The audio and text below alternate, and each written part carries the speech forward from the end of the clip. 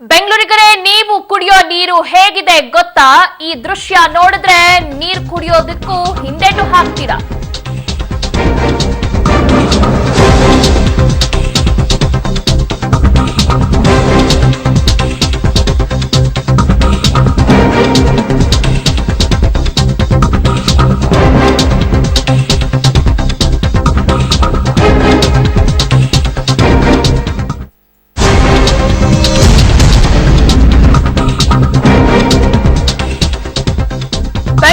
ನೀವು ಕುಡಿಯೋ ನೀರು ಹೇಗಿದೆ ಗೊತ್ತಾ? ಈ ದೃಶ್ಯ ನೋಡಿದ್ರೆ ನೀರು ಕುಡಿಯೋದಕ್ಕೂ ನೀವು ಖಂಡಿತ ಹಿಂದೇಟು ಹಾಕ್ತೀರಾ? ಪಬ್ಲಿಕ್ ಟಿವಿ ಬಿಚ್ಚಿಡಲಿದೆ ನೀವು ಕುಡಿಯೋ ನೀರಿನ ನೈಜ ದರ್ಶನ. ಟ್ಯಾಂಕರ್ ನೀರು, ಶುದ್ಧ ಮಿನರಲ್ ವಾಟರ್ ಎಲ್ಲಿಂದ ಬರುತ್ತೆ ಗೊತ್ತಾ? ಕೊಳಕು ನೀರಿನಲ್ಲಿ ಕೋಟಿ ಕೋಟಿ ದುಡ್ಡು ಎನಿಸುತ್ತಿದ್ದಾರೆ ದಂಧೆಕೋರರು. ಪಬ್ಲಿಕ್ ಟಿವಿ ರಹಸ್ಯ ಕಾರ್ಯಾಚರಣೆಯಲ್ಲಿ ವಾಟರ್ ಮಾಫಿಯಾ ಅಸಲಿ ಮುಖ ಬಯಲಾಗಿದೆ.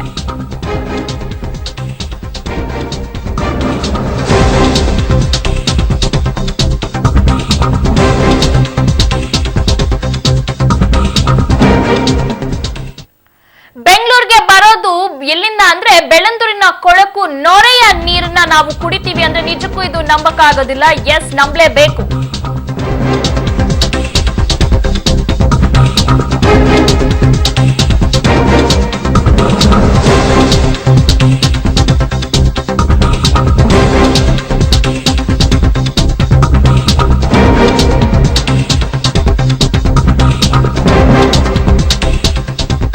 ಬೆಂಗಳೂರಿಗೆ ಬರೋದು ಬೆಳಂದೂರಿನ ಕೊಳಕೆ ನೊರೆಯ ನೀರು. ಈ ಕೆರೆಗೆ ಬರೋದು ಟಾಯ್ಲೆಟ್ ನೀರು, ತ್ಯಾಜ್ಯ ನೀರು, ಗಲೀಜು ನೀರು. ಮೋರಿ ನೀರನ್ನೇ ಮೋಟಾರ್ನಿಂದ ಪಂಪ್ ಮಾಡಿ ಟ್ಯಾಂಕರ್ಗೆ ತುಂಬಿಸ್ತಾರಂತೆ.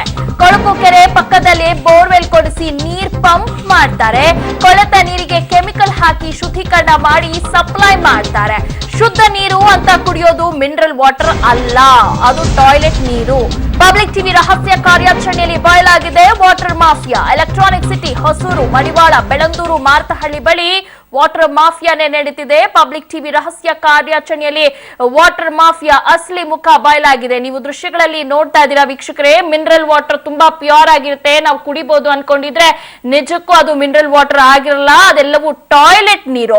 ಬೆಂಗಳೂರಿಗೆ ಬರೋದು ಬೆಳಂದೂರು ಕೊಳಕು ನೊರೆಯ ನೀರು, ಈ ಕೆರೆಗೆ ಬರೋದು ಟಾಯ್ಲೆಟ್ ನೀರು, ತ್ಯಾಜ್ಯ ನೀರು ಮತ್ತು ಗಲೀಜ್ ನೀರು. ಆ ನೀರು ಮೋರಿ ನೀರಿನಲ್ಲೇ ಮೋಟರ್ ನಿಂದ ಪಂಪ್ ಮಾಡಿ ಟ್ಯಾಂಕರ್ಗೆ ತುಂಬಿಸ್ತಾರಂತೆ. ನೀವು ಅದನ್ನು ಕೂಡ ದೃಶ್ಯಗಳಲ್ಲಿ ನೋಡ್ತಾ ಇದ್ದೀರಾ ಪಬ್ಲಿಕ್ ಟಿವಿ ಸ್ಕ್ರೀನ್ ಮೇಲೆ. ಕೊಳಕು ಕೆರೆ ಪಕ್ಕದಲ್ಲೇ ಬೋರ್ವೆಲ್ ಕೆರೆಸಿನ ನೀರು ಪಂಪ್ ಮಾಡ್ತಾರಂತೆ. ಕೊಳೆತ ನೀರಿಗೆ ಕೆಮಿಕಲ್ ಹಾಕಿ ಶುದ್ಧೀಕರಣ ಮಾಡಿ ನಂತರ ಅದನ್ನೆಲ್ಲಾ ಕಡೆ ಅಂದ್ರೆ ಮನೆಯಲ್ಲಿ ನೀರಲ್ಲಿ ಸಮಸ್ಯೆ ಇದ್ದವ್ರಿಗೆ ಅದನ್ನ ಸಪ್ಲೈ ಮಾಡ್ತಾರಂತೆ. ಶುದ್ಧ ನೀರು ಅಂತ ಕುಡಿಯೋದು ಮಿನರಲ್ ವಾಟರ್ ಅಲ್ಲ, ಇದು ಟಾಯ್ಲೆಟ್ ನೀರು. ಪಬ್ಲಿಕ್ ಟಿವಿ ರಹಸ್ಯ ಕಾರ್ಯಾಚರಣೆಯಲ್ಲಿ ವಾಟರ್ ಮಾಫಿಯಾ ಬಯಲಾಗಿದೆ. ಎಲ್ಲಾ ದೃಶ್ಯ ಕೂಡ ನೀವು ನೋಡ್ತಾ ಇದ್ದೀರಾ ಸ್ಕ್ರೀನ್ ಮೇಲೆ. ಇಷ್ಟು ದಿನ ಮಿನರಲ್ ವಾಟರ್ ಎಲ್ಲೇ ಹೋದ್ರೂ ಕೂಡ ನಾವು ಮಿನರಲ್ ವಾಟರ್ ನ ಎಕ್ಸ್ಪೆಕ್ಟ್ ಮಾಡ್ತೀವಿ, ಯಾಕಂದ್ರೆ ಅದು ತುಂಬಾ ಪ್ಯೂರ್ ಆಗಿ ಕ್ಲೀನ್ ಆಗಿರುತ್ತೆ ಅಂತ. ಬಟ್ ಅದೇ ತಪ್ಪು, ಯಾಕಂದ್ರೆ ಶುದ್ಧ ನೀರು ಅಂತ ಕುಡಿಯೋ ನೀರು ಮಿನರಲ್ ವಾಟರ್ ಅಲ್ಲ, ಅಲ್ಲಿ ಬರೋದು ಟಾಯ್ಲೆಟ್ ನೀರು ಅನ್ನೋದನ್ನ ನೀವು ನೋಡಬಹುದು. ಅದು ಯಾವ ರೀತಿ ಈ ವಾಟರ್ ಮಾಫಿಯಾ ನಡೀತಾ ಇರುವಂತದ್ದು, ಇದು ಪಬ್ಲಿಕ್ ಟಿವಿ ರಹಸ್ಯ ಕಾರ್ಯಾಚರಣೆಯಲ್ಲಿ ಅಸಲಿ ಮುಖ ಬಯಲಾಗಿದೆ. ಈ ಸುದ್ದಿಯನ್ನ ನೋಡಿದ್ಮೇಲೆ ಹನಿ ನೀರು ಕುಡಿಯೋದಕ್ಕೂ ಯೋಚನೆ ಮಾಡಿ. ಅದರಲ್ಲೂ ಬೆಂಗಳೂರಿನ Bellandur, Marathahalli, electronic city, Hosur, HAL ನ ಪ್ರತಿಷ್ಠಿತ ಅಪಾರ್ಟ್ಮೆಂಟ್ ನಿಂದ ಹಿಡಿದು ಅರ್ಧ ಬೆಂಗಳೂರಿಗೆ ಸಪ್ಲೈ ಆಗ್ತಾ ಇರೋದು ಬೆಳಂದೂರಿನ ವಿಷದ ನೀರು. ಈ ಬಗ್ಗೆ ನಮ್ಮ ಪ್ರತಿನಿಧಿ ಪವಿತ್ರ ಕಟ್ತಲ ವಾಕ್ ಥ್ರೂ ಕೂಡ ಮಾಡಿದರೆ, ಬನ್ನಿ ನೋಡೋಣ. ದುಡ್ಡಿನ ಲಾಲಾಸೆಗೆ ಮನುಷ್ಯ ಬಿದ್ರೆ ನಿಜಕ್ಕೂ ಎಂತ ಕೆಲಸ ಮಾಡೋಕ್ಕೂ ಕೂಡ ಹೇಸಲ್ಲ ಅನ್ನೋಂಥದಕ್ಕೆ ಇದು ಸ್ಪಷ್ಟ ನಿದರ್ಶನ. ನಿಜಕ್ಕೂ ಕೂಡ ನಾವು ತೋರಿಸುವಂತಹ ಸುದ್ದಿಯನ್ನ ಕೇಳಿದ್ರೆ ನೀವು ಬೆಚ್ಚು ಬೀಳ್ತೀರಾ. ಯಾಕಂದ್ರೆ ನೀವು ಜೀವಜಲ ಅಂತ ಕುಡಿಯೋ ನೀರು ನಿಮ್ಮ ಪಾಲ್ಗೆ ವಿಷವಾಗುತ್ತೆ. ಅದು ಹೇಗೆ ಅಂತ ನಾವು ಹೇಳ್ತಾ ಇದ್ದೀವಿ. ಸೊ ನಾವೀಗ ಇರೋದು ಬೆಳ್ಳಂದೂರು ಕೆರೆಯಲ್ಲಿ. ಆ ಬೆಳ್ಳಂದೂರು ಕೆರೆಯ ಕೊಳಚೆ ನೀರು ಅಂದ್ರೆ ಅದು ಸಪರೇಟ್ ಆಗಿ ಈ ಬದಿಗೆ ಹರಿದು ಬರುತ್ತೆ. ಸುಮಾರು 1 ಎಕರೆಯಲ್ಲಿ ಈ ಕೊಳಚೆ ನೀರು ಅಂದ್ರೆ ಅಲ್ಲಿ ನೋಡ್ತಾ ಇರ್ಬೋದು ಹುಳುಗಳು ಓಡಾಡ್ತಾ ಇವೆ, ಜೊತೆಗೆ ಪಾಚಿಗಟ್ಟಿರುವಂತಹ ಕಂಪ್ಲೀಟ್ಲಿ ವಿಷವಾಗಿರುವಂತಹ ನೀರು. ಇಡೀ ಬೆಳ್ಳಂದೂರೇ ಮೊದಲೇ ವಿಷವಾಗಿದೆ, ಅಂಥದ್ರಲ್ಲಿ ಅತ್ಯಂತ ಕೊಳಕು ನೀರು ಇದಾಗಿದೆ. ಸೊ ಸುಮಾರು 1 ಎಕರೆ ವಿಶಾಲವಾದ ಪ್ರದೇಶ, ಆದ್ರೆ ಸಂಪೂರ್ಣವಾಗಿ ಈ ಒಂದು ವಿಷದ ನೀರು ತುಂಬಿಕೊಂಡಿರುವಂತದ್ದು. ಈಗಾಗಲೇ ಬೆಂಕಿ ಬಿದ್ದು ಸಾಕಷ್ಟು ವಿವಾದಕ್ಕೆ ಕಾರಣವಾಗಿದೆ. ಒಂದ್ ಕಾಲದಲ್ಲಿ ಬೆಂಗಳೂರಿಗೂ ಕೂಡ ನೀರು ಉಣಿಸ್ತಾ ಇತ್ತು ಈ ಕೆರೆ, ಆದ್ರೆ ಈಗ ಅದು ಕೂಡ ಬತ್ ಹೋಗಿದೆ. ಈ ಕೆರೆಯ ನೀರನ್ನ ಯಾವುದಕ್ಕೂ ಕೂಡ ಬಳಸೋದಕ್ಕೆ ಪ್ರಯೋಜನ ಇಲ್ಲ ಅಂತ ಸರ್ಕಾರ ಅಂದ್ಕೊಂಡಿದೆ. ಆದ್ರೆ ಇಲ್ಲಿ ಕೂಡ ದುಡ್ಡು ಮಾಡುವ ದನಿ ಮುಂದೆ ಯಾವ ರೀತಿ ಬೆಳೆದಿದೆ ಅಂದ್ರೆ ನೀವಲ್ಲಿ ನೋಡ್ತಾ ಇರ್ಬೋದು. ಸೊ ಆ ಒಂದು ಕೊಳಕು ನೀರೇನಿದೆ, ಕೊಳಚೆ ನೀರೇನಿದೆ, ಅದರ ಪಕ್ಕದಲ್ಲೇ ಬೋರ್ವೆಲ್ ಗಳನ್ನ ತೋಡಿದ್ದಾರೆ. ಅಂದ್ರೆ ಆ ಬೋರ್ವೆಲ್ ಗಳನ್ನ ತೋಡಿ ಅಲ್ಲಿ ನೀವು ಆರೆಂಜ್ ಕಲರ್ ಅದ್ ಯಾವ ಪೈಪ್ ಹೋಗಿದೆಯೋ ಅಲ್ಲೇ ಒಂದು ಕೊಳವೆ ಬಾವಿಯನ್ನ ಒಂದು ಮಾಡಿರುವಂತದ್ದು. ಕೇವಲ ಒಂದು ಕೊಳವೆ ಬಾವಿ ಅಲ್ಲ, ಸುಮಾರು 3 ಕೊಳವೆ ಬಾವಿಗಳು ಈ ಒಂದು ಕೊಳಚೆ ನೀರಿನಲ್ಲಿ ಬಿಟ್ಟಿದ್ದಾರೆ.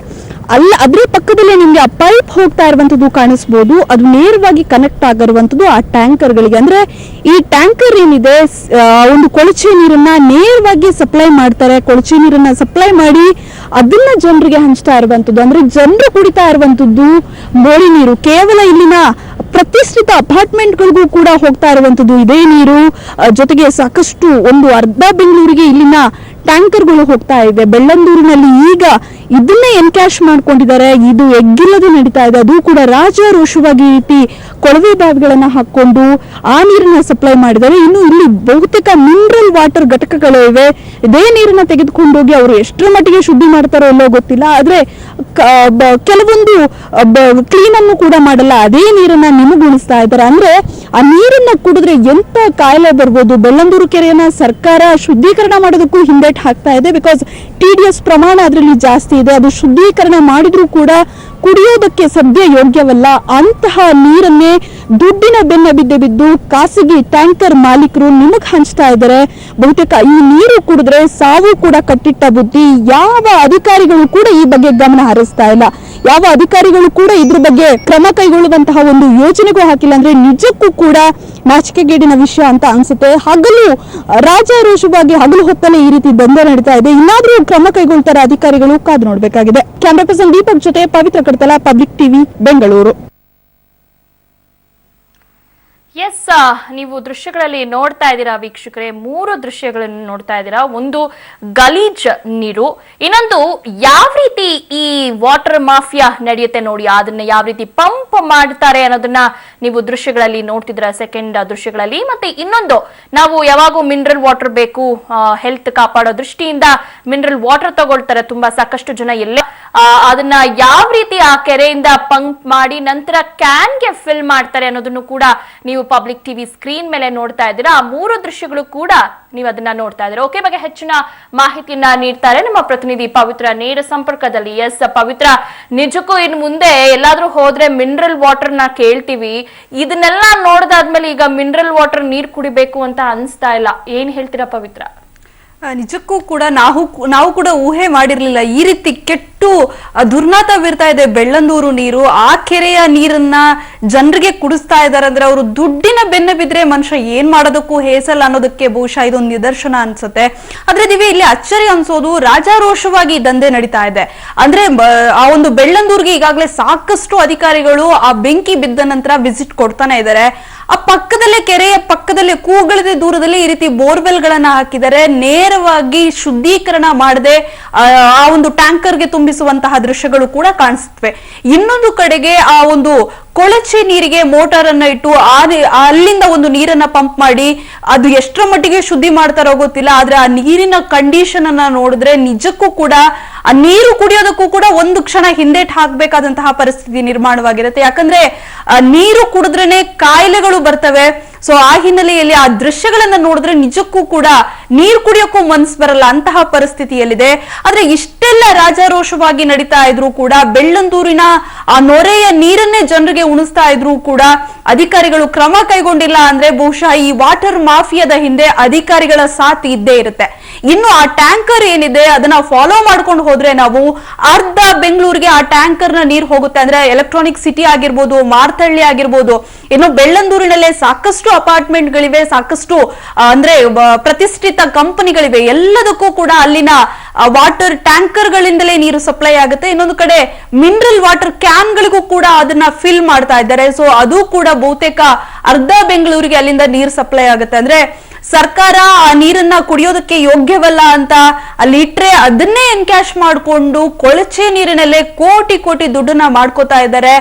ಜನರ ಜೀವದ ಜೊತೆಗೆ ಯಾವ ರೀತಿ ಚೆಲ್ಲಾಟ ಆಡ್ತಾ ಇದ್ದಾರೆ ಅನ್ನೋದನ್ನ ಕೂಡ ನೋಡ್ಬೋದು.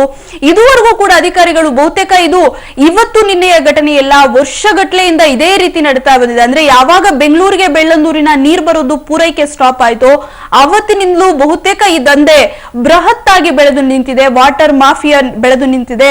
ಆದ್ರೆ ಅಧಿಕಾರಿಗಳು ಇದುವರೆಗೂ ಕೂಡ ಕ್ರಮ ಕೈಗೊಂಡಿಲ್ಲ. ದಿವ್ಯಾ, ಓಕೆ, ನಾವು ಜನಸಾಮಾನ್ಯರು ಹುಷಾರ್ ತಪ್ಪಿದಾಗ ನೋಡಿ ಸರ್ ಈ ರೀತಿ ಸಮಸ್ಯೆ ಇದೆ, ಈ ನೀರು ಇಲ್ಲಿಂದ ಇಲ್ಲಿಂಗ್ ಬರುತ್ತೆ ಅಂತ ನಾವು ಅಧಿಕಾರಿಗಳಿಗೆ ತಿಳಿಸ್ತೀವಿ. ಆದ್ರೂ ಕೂಡ ಅವ್ರು ಕಿವಿ ಮೇಲೆ ಹಾಕೊಳ್ಳಲ್ಲ. ಅವರು ಅಧಿಕಾರಿಗಳು VIP ಆಫೀಷಿಯಲ್ಸ್ ಅವ್ರು ಸಾಮಾನ್ಯವಾಗಿ ಮಿನರಲ್ ವಾಟರ್ ಕುಡಿಯೋದು.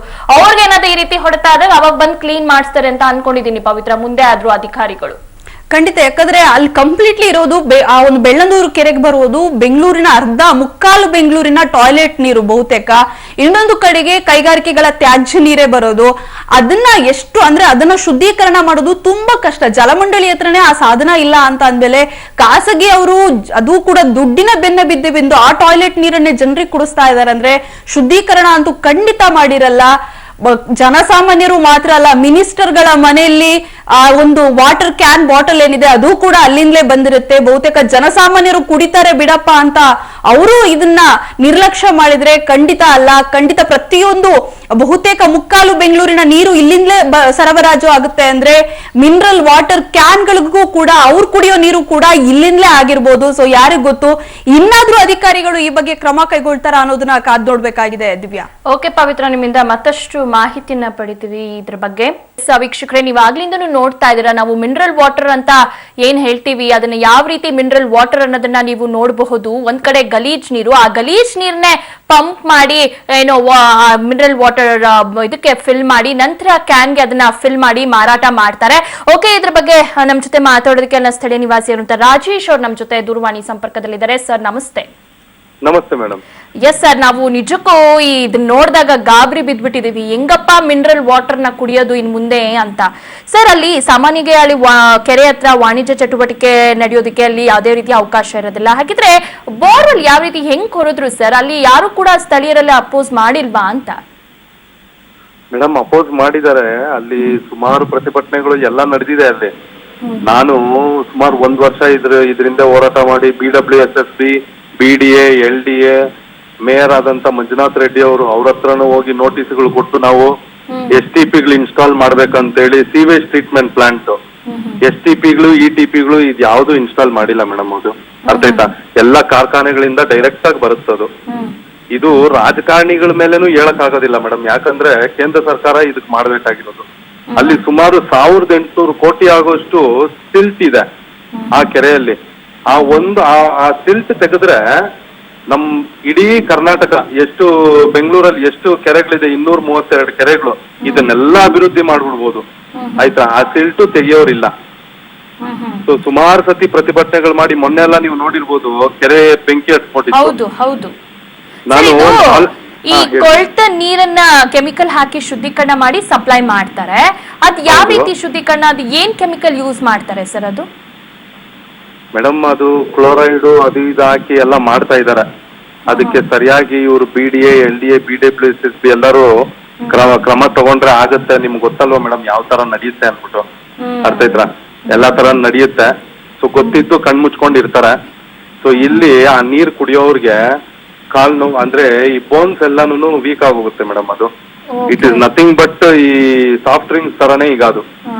ಬೋನ್ಸ್ ಎಲ್ಲ ವೀಕ್ ಆಗೋಗುತ್ತೆ, ಚರ್ಮ ರೋಗಗಳು ಬರಕ್ ಸ್ಟಾರ್ಟ್ ಆಗಿದೆ. ಅದೇ ನೀರ್ನೇ ಅಲ್ಲಿನ ಸ್ಥಳೀಯರು ನಾವು ಏನ್ ಮಾಡ್ತೀರಂದ್ರೆ, ರೈತರು ಇರೋರು ಅದರಲ್ಲೇ ವೆಜಿಟೇಬಲ್ಸ್ ಎಲ್ಲ ಮಾಡಿ ಅದನ್ನೇ ಮಾಡ್ತಾ ಇರೋದು. ಅದನ್ನ ತಿಂದ್ರೆ ಕ್ಯಾನ್ಸರ್ ಅಂತೂ 100% ಬರುತ್ತೆ ಮೇಡಮ್. ಅದಕ್ಕೆ ಕ್ಯಾನ್ಸರ್ ರೇಟ್ ಯಾಕೆ ಜಾಸ್ತಿ ಆಗ್ತಾ ಇದೆ ನಮ್ಮ ದೇಶದಲ್ಲಿ ಅನ್ನೋದಕ್ಕೆ ಇದೇ ಬೆಸ್ಟ್ ಎಕ್ಸಾಂಪಲ್ ಅನ್ಸುತ್ತೆ. ಹೌದು, ಇಂತ ನಮ್ಮ ಬೆಂಗಳೂರಲ್ಲಿ ಇಷ್ಟು ಪ್ರಸಿದ್ಧಿ ಆಗಿರೋ ಜಾಗದಲ್ಲೇ ಹಿಂಗ್ ನಡೀತಾ ಇದೆ ಅಂದ್ರೆ ಅದು ಹೇಳ್ತಾರಲ್ಲ madam, the future the biggest wars will come for water. ಇದರಿಂದ ಇದು ಕ್ರಮ ತಗೊಂಡಿಲ್ಲ ಅಂದ್ರೆ 100% ಆ ಮಟ್ಟಕ್ಕೆ ಮುಟ್ಟುತ್ತೆ ಮೇಡಮ್ ಇದು. Okay sir, thank you sir public TV ಜೊತೆ ಮಾತನಾಡಿದ್ರಿ. ಕಪ್ಪ ಕಾಣಿಕೆಯ ಡೈರಿ ಬಿಡುಗಡೆಯಾದ ಬಳಿಕ ರಾಜ್ಯ ಕಾಂಗ್ರೆಸ್ ಸರ್ಕಾರ ಹಾಗೂ ಸರ್ಕಾರದಲ್ಲಿ ಈಗ ಕಂಪನ ಉಂಟಾಗಿದೆ. ರಾಜ್ಯ ಕಾಂಗ್ರೆಸ್ ಸಮನ್ವಯ ಸಮಿತಿ ಸಭೆ ನಾಳೆ ನಡೆಯುತ್ತೆ. ಹಿರಿಯ ಸಚಿವರಿಗೆ ಒಂದಿಷ್ಟು ಗೇಟ್ ಪಾಸ್ ಕೊಟ್ಟು ಹೊಸಬರನ್ನು ಸೇರಿಸಿಕೊಳ್ಳುವ ಚಿಂತನೆ ನಡೆದಿದೆ ಎನ್ನಲಾಗಿದೆ. ಚುನಾವಣೆಗೆ ಇನ್ನೂ 1 ವರ್ಷ ಬಾಕಿ ಇರುವಾಗಲೇ ಈ ಸರ್ಜರಿ ಮಾಡಿ ಮುಂದಿನ ಚುನಾವಣೆ ಗೆಲ್ಲುವ ಉದ್ದೇಶದಿಂದ ಕೈಪಾಳೆಯ ಈ ಕಸರತ್ತನ್ನು ಸ್ಟಾರ್ಟ್ ಮಾಡಿದೆ. ಸೋನಿಯಾ ಗಾಂಧಿ ಅವರು ನಿದ್ದೆಯಿಂದ ಎದ್ದಿದ್ದಾರೆ ಅಂತ ಕಾಣಿಸುತ್ತೆ. ಡೈರಿ ಸ್ಫೋಟಗೊಂಡ 4 ದಿನಗಳ ಬಳಿಕ ಸೋನಿಯಾ ಗಾಂಧಿ ಎಚ್ಚೆತ್ತುಕೊಂಡಿದ್ದಾರೆ.